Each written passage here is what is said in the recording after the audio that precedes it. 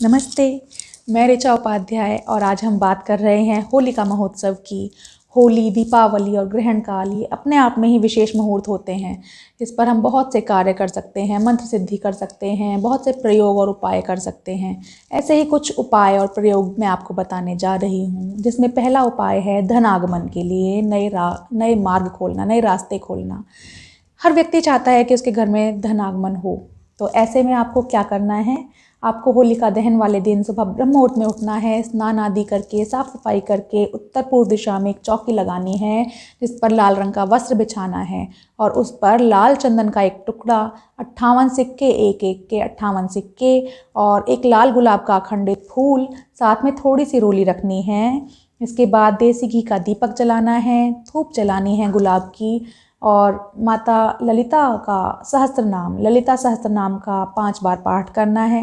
विष्णु सहस्त्र नाम का 5 बार पाठ करना है और माता लक्ष्मी और भगवान विष्णु से प्रार्थना करनी है कि माता लक्ष्मी का आपके घर में स्थिर स्थायी निवास हो, धनागमन के नए मार्ग खुलें। ऐसा करने के बाद आप भगवान की आरती कीजिए, धूप लगाइए, दीपक की शांति कीजिए और फिर इस लाल कपड़े की पोटली बनाकर अपने लॉकर में या अपनी तिजोरी में रख लीजिए। ऐसा करने से आपके घर में धन आगमन के नए मार्ग खुलेंगे। आगे हम बात करते हैं रोग से मुक्ति के लिए। रोग से मुक्ति के लिए आपको क्या करना होगा।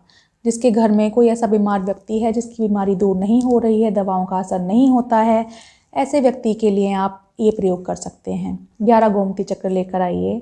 होलिका दहन वाले दिन सुबह ब्रह्म मुहूर्त में उठिए। स्नान आदि के बाद आप उत्तर पूर्व दिशा में फिर एक चौकी लगाइए और सफ़ेद रंग का एक वस्त्र उस चौकी पर बिछाकर 11 गोमती चक्र उस चौकी पर रखिए। उन पर सफ़ेद चंदन का तिलक कीजिए और भगवान भोलेनाथ की पूजा कीजिए। रुद्राक्ष की माला पर 5 माला महामृत्युंजय मंत्र का जाप कीजिए और रोग से मुक्ति के लिए प्रार्थना कीजिए। ऐसा करने के बाद आप भोले बाबा की आरती कीजिए और धूप लगाइए, दीपक की शांति कीजिए। इसके पश्चात 11 में से 6 गोमती चक्र आप उठा लीजिए। उन 6 गोमती चक्र में से 3 गोमती चक्र का उतारा बीमार व्यक्ति के ऊपर से 7 बार कीजिए। इसके बाद आपको वो 6 गोमती चक्र लेकर घर से बाहर निकलना है, शमशान जाना है और शमशान में वो 3 उतारे वाले गोमती चक्र फेंक देने हैं। बाकी के 3 गोमती चक्र आपको शमशान में स्थित महादेव के मंदिर में शिवलिंग पर चढ़ाने हैं और भोलेनाथ से उस रोगी की रोग मुक्ति के लिए प्रार्थना करनी है। इसके बाद आपको घर वापस आना है। घर वापस आकर 5 गोमती चक्र जो बचे हुए हैं उनमें से 4 गोमती चक्रों को चांदी के तार के साथ उस बीमार व्यक्ति के पलंग के चारों पैरों पर बांधना है और 1 गोमती चक्र जो बचेगा उसका लॉकेट बनाकर आपको उस बीमार व्यक्ति को पहनाना है। इसके बाद आप जब वो व्यक्ति ठीक हो जाए तब इन सभी 5 गोमती चक्रों को किसी नदी में प्रवाहित कर दें। ऐसा करने से रोग से मुक्ति मिलेगी, दवाएं असर करने लगेंगी, धीरे धीरे वो व्यक्ति ठीक हो जाएगा। अब हम बात करते हैं शत्रु की मुक्ति के लिए। शत्रु से मुक्ति पाने के लिए या जो कोई ऐसा व्यक्ति हो जो आपको परेशान कर रहा हो, आपका शत्रु हो या आप उसे शत्रु मानते हो, उस शत्रु से परेशानी ना हो उसके लिए आपको करना क्या है। आपको जितने आपके शत्रु के नाम में अक्षर हैं उतने गोमती चक्र लेकर आने हैं। फिर हनुमान जी वाला सिंदूर चमेली के तेल में मिलाकर एक इंक बनानी है।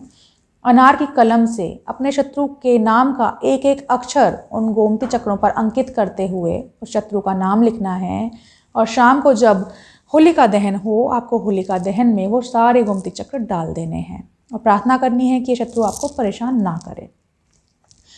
इसके बाद हम बात करते हैं घर से नज़र दूर करने के लिए या घर पर लगी हुई बुरी नज़र या नकारात्मकता को दूर करने के लिए क्या करें। आपको 7 गोमती चक्र लेने हैं, अपने सीधे हाथ में रखने हैं। उसके बाद घर की छत से चलते हुए आरंभ करें। घर की छत से आरंभ करें, घर के हर कोने में, हर कमरे में होते हुए उन गोमती चक्र को लेकर आप घर से बाहर निकल जाएं और शमशान चले जाएं। उनको या तो आप शमशान में फेंक दीजिए या फिर आप उन गोमती चक्र को बहती हुई नदी में या नहर में प्रवाहित कर दीजिए। ऐसा करने से आपके घर की नकारात्मकता, नेगेटिविटी दूर हो जाएगी, जो लगी हुई बुरी नज़र है वो दूर हो जाएगी। अब हम बात करते हैं कर्ज मुक्ति के लिए।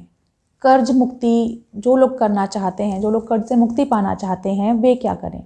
उन्हें होलिका दहन वाले दिन संध्या के समय शमशान जाना है। वहाँ से जो शमशान में नल लगा हुआ होता है वहाँ से जल लेकर आना है और उस जल को अपने घर के पास पीपल के वृक्ष की जड़ में चढ़ाना है और कर्ज से मुक्ति की प्रार्थना करनी है।